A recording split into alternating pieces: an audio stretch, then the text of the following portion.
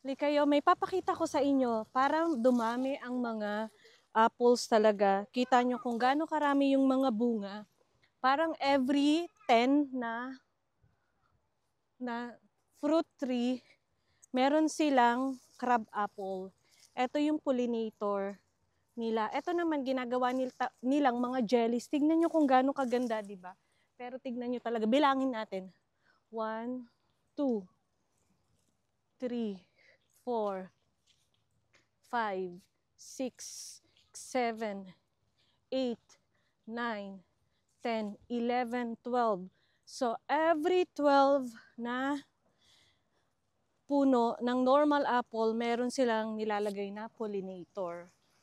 Side by side yan. Kaya hindi talaga maubusan dito ng prutas. So, ayun yung number 1 na sikreto nila sa mga paano magpabunga. Ang ganda, 'di ba? So dito pa, ito din yung talagang gusto ko dito sa mga apples nila dahil sobrang tatamis. At ang variety na ito ay Yona Red or Yona Gold.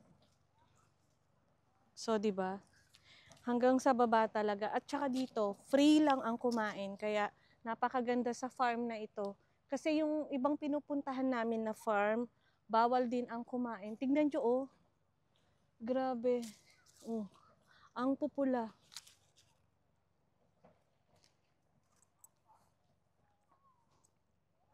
Okay na.